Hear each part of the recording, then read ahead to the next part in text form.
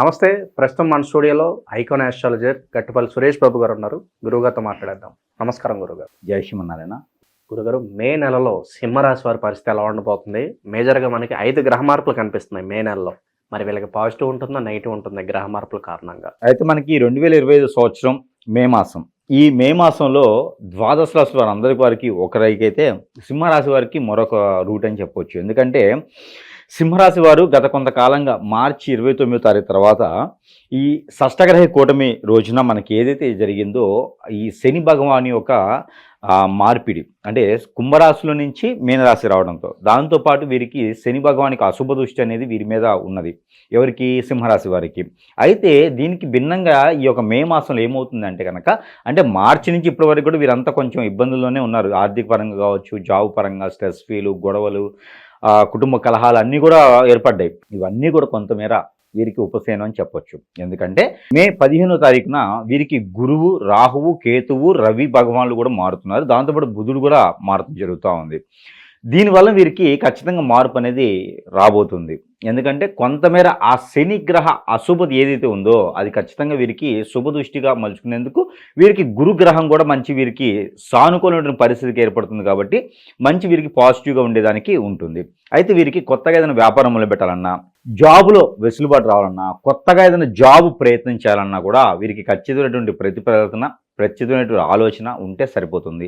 అయితే ఈ మాసంలో వీరు ప్రయత్నపూర్వకంగా చేసినట్టయితే కనుక గొడవలు ఏదైతే ఉన్నాయో, భార్యాభర్త మధ్య ఎడబాటు కావచ్చు, స్ట్రెస్ ఫీల్ కావచ్చు, లేకపోతే జాబులో గొడవలు కావచ్చు, పార్ట్నర్షిప్లో గొడవలు కావచ్చు, ఫ్రెండ్స్లో గొడవలు కావచ్చు, లేదా వీరికన్నా పెద్దవారితో, అంటే ఉమ్మడి కుటుంబంలో ఉన్నటువంటి వారితో గొడవలు కావచ్చు, ఆస్తి తగాదాలు కావచ్చు, ఇవన్నీ కూడా ఖచ్చితంగా వీరికి సానుకూలం అయ్యేటువంటి పరిస్థితి. అలానే స్థల మార్పిడి కూడా వీరికి ఉంటుందని చెప్పొచ్చు ఈ మాసంలో. ఎందుకంటే జాబ్ ఇప్పటి వరకు ఉన్నటువంటి జాబులు మారి ఎక్కడికో విదేశాలకో లేదా వేరే ప్లేస్కి ఏదైనా వెళ్ళేదానికి ఆలోచన, జాబులో మంచి సానుకూలమైనటువంటి పరిస్థితి వచ్చి ప్రమోషన్స్ వచ్చేటువంటి అవకాశాలు కూడా లేవు అని చెప్పలేము. వీరికి బాగుంది. 15వ తారీఖు తర్వాత మాత్రమే ఇవన్నీ కూడా జరుగుతాయి. అయితే ఈ యొక్క 12వ తారీఖు మనకి బుద్ధ పౌర్ణమి అని ఉంది. ఈ బుద్ధ పౌర్ణమికి, అంటే 12వ తారీఖు మే మాసం 2020 సంవత్సరం, ఈ బుద్ధ పౌర్ణమికి కనుక వీరు ఒక 1/2 కిలో తెల్ల నువ్వులు, ఒక 1/2 లీటర్ పాలు, అలానే ఒక 2 గ్రాములు కుంకుమ పువ్వు, ఈ 3 కూడా వీరికి ప్రత్యేకమైన రెమెడీ అన్నమాట. ఈ 3 కూడా కలగలిపి ఆ రోజున ఆ చంద్ర భగవానుడి యొక్క కిరణాలు దానిలోకి పడేలా ఉంచి, అవి తెల్లవారిన తర్వాత వీరు శివాలయంలో అభిషేకం చేసుకోవాలి. చేసుకున్నట్లయితే ఖచ్చితంగా వీరికి అన్ని రకాల గ్రహ దోషాలు, అన్ని రకాల ప్రకృతి నుంచి వచ్చే దోషాలు, అన్ని రకాల ఆర్థిక ఇబ్బందులు కూడా వీరికి తొలగిపోతాయి. అందుకని ప్రత్యేకించి వీరికి సింహరాశి వారికి ఈ రెమెడీ ప్రతి ఒక్కరు కూడా చేసుకుంటే చాలా మంచిది ఈ బుద్ధ పౌర్ణమి రోజున. అలానే ఈ సింహరాశి వారికి రాజకీయ రంగాల్లో, సినీ రంగాల్లో ఎవరైనా ఉంటే కదా వారికి కూడా ఈ మే మాసం 18వ తారీఖు తర్వాత మంచి మంచి ఆఫర్స్ వస్తాయి. దానికోసం వేచి ఉండాలి. ఏ అవకాశం వచ్చినా చేజార్చుకోకుండా తీసుకోవాలి. అలానే పొలిటీషియన్స్, రాజకీయ రంగాల్లో ఉన్న వారికి పేరు ప్రఖ్యాత ఇప్పటివరకు గొడవల్లో ఉన్నటువంటి వారు ఎవరైతే ఉన్నారో వారికి కూడా కొంచెం వెసులుబాటు కనిపిస్తుంది. 22వ తారీఖు తర్వాత ఖచ్చితంగా వీరి లైఫ్ కూడా బాగుంది అని చెప్పొచ్చు. అలానే విదేశానికి వెళ్ళాలని ప్రయత్నపూర్వకంగా చేస్తే కనుక ఈ మే మాసం 22వ తారీఖు తర్వాత ప్రయత్నం చేస్తే ఖచ్చితంగా వీరు విదేశానికి వెళ్ళేదని కూడా కనపడుతుంది. అయితే వీరికి కొత్తగా వ్యాపారాలు అయితే మాత్రం 9వ తారీఖు తర్వాత మొదలు పెట్టుకుంటే వీరికి సానుకూలంగా ఉంటుంది. అయితే వీరు ముఖ్యంగా చెప్పాల్సిందంటే ప్రయాణాలు చేసేటప్పుడు కొంతమేర జాగ్రత్త వహించుకుంటే మంచిది. ఎందుకంటే రాహు ప్రభావితం వీరి మీద బాగా కనపడుతుంది. 15వ తారీఖు లోపు మాత్రమే, 15 తర్వాత అయితే బాగానే ఉంటుంది.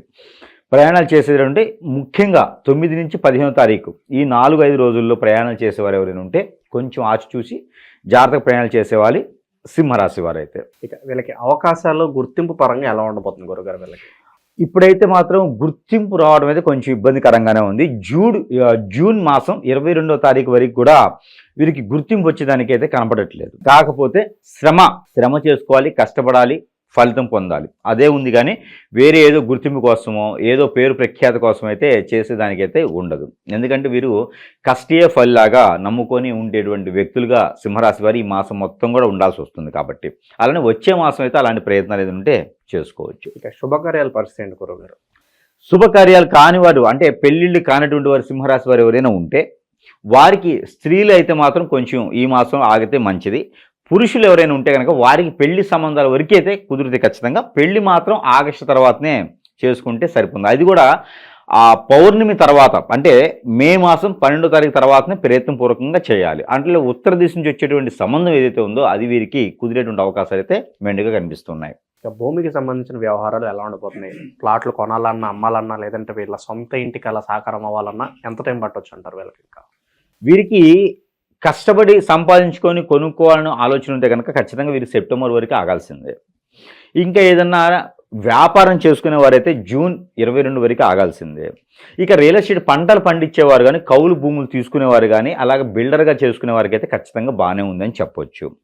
అయితే సొంతగా తీసుకోవాలంటే మాత్రం ఖచ్చితంగా వీరికి కొంత సమయం అయితే పడుతుంది. ఇప్పుడు తీసుకున్నా కూడా అంతగా వీరికి ఫలించేలాగా లేదు కాబట్టి ఆ ఇన్వెస్ట్మెంట్ ఉంటే తీసుకెళ్ళి ఎక్కడైనా మ్యూచువల్స్లో కానీ ఏదైనా బ్యాంకులో కానీ సేవ్గా చేసుకుంటే మంచిది. కానీ అలా ల్యాండ్స్ మీద పెడితే మాత్రం ఖచ్చితంగా వీరు రానున్నటువంటి కాలంలో లాస్ అయ్యేలాగా, లేకపోతే ఆ ల్యాండ్లో కరెక్ట్గా లేనటువంటి డాక్యుమెంట్స్, లేకపోతే ల్యాండే సరిగా లేకపోవడము, దానివల్ల ఇబ్బంది పడే అవకాశాలు అయితే మెండుగా కనిపిస్తున్నాయి. కాబట్టి ఈ మాసంలో అలాంటి కొనుక్కోకపోవటం, అలాంటి వాడి జోలు వెళ్ళకపోవడమే మంచిది. పంట పొలాలు వేసుకోవటం వాటికైతే అలానే చేసుకోవచ్చు, కానీ ఇలాంటివి అయితే పనికిరాదు. ప్రజెంట్ ఉన్న గ్రహస్థితి చూసినట్లయితే వీళ్ళు ఎలాంటి రెమెడీస్ చేసుకుంటే బాగుంటుంది అంటారు గురుగారు?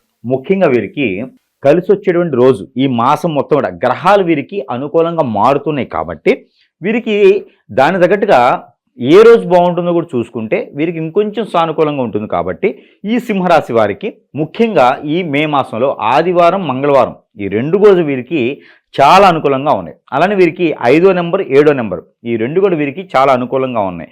వీరికి orange colour, red colour, tomato colour ఈ 3 కూడా వీరికి చాలా అనుకూలంగా కనిపిస్తున్నాయి. ఇక వీరు పోతే రెమెడీస్ ఈ మాసం మొత్తం కూడా వీరు చేసుకోవాల్సిన రెమెడీస్ ఏంటంటే ఏదైనా సరే ఆకుకూరలు, వెజిటేబుల్స్ ఏవైతే ఉన్నాయో అవి ఏదైనా ఒక 3 కిలోలు సుమారుగా తీసుకొని ఎక్కడైనా గోశాలలు ఉంటే లేదా ఆవులు ఉంటే అక్కడ తినిపించడం ద్వారా వీరికి మంచి జరిగేదానికి ఆస్కారం ఉంది. మరొకటి వీరు ప్రతినిత్యం కూడా సూర్య నమస్కారాలు చేసుకుంటే చాలా మంచిది. రాగి పాత్రలో నీళ్లు తీసుకొని ఉదయించేటువంటి సూర్యునికి 7 మనము చేతిలో 7 మనకి పెప్పర్ సీడ్ అని ఉంటుంది, మిరియాలు, బ్లాక్ మిరియాలు, ఒక 7 మిరియాల గింజలు చేతిలో పెట్టుకొని ఇలా రాగి పాత్రలో నీళ్లు రవికి ఉదయించే సూర్యునికి ఆదినివ్వాలి. ఇది సింహరాశి వాళ్ళు ఖచ్చితంగా పాటించి చేయగలిగితే వారికి ఉన్నటువంటి గ్రహరీత్యా దోషాలన్నీ కూడా పటాపంచిలేపేసి ఆ కొంతమేర వెసులుబాటు అయితే ఏదో ఒక రకమైనటువంటి సౌలభ్యం అయితే వీరికి ఖచ్చితంగా లభిస్తుంది అని చెప్పొచ్చు ఈ మాసం మొత్తం కూడా. అంతేగాని స్ట్రెస్ ఫీల్ అయ్యేటువంటి ఆలోచన అయితే వీరికి లేదు. ఎవరైనా వచ్చి మాట అంటే వీరి తగ్గటం వల్ల రానున్నటువంటి కాలంలో పై చేయి ఉంటుంది.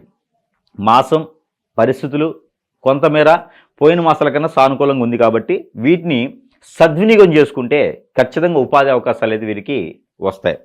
అలానే ఈ రెమెడీస్ చేసుకుంటూ ప్రతిరోజు కూడా గ్రహాల నుంచి తీసినటువంటి నెంబర్ ఏదైతే ఉందో అది కూడా ఇస్తాను, అది కూడా వీరు పారాయణం చేసుకుంటే చాలా మంచిది.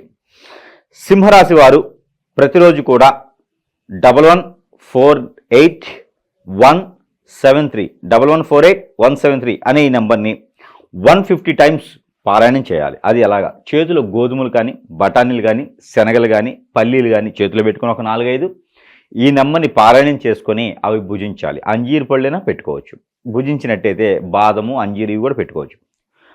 పట్టుకొని ఈ యొక్క 150 టైమ్స్ పారాయణం చేసి ఇది భుజించినట్టయితే వారిలో ఉన్నటువంటి ప్రకృతి దోషాలు, వారిలో ఉన్నటువంటి గ్రహశాంతి అన్నీ కూడా ప్రశాంతంగా ఉండేదానికి ఆస్కారం ఉంటుంది.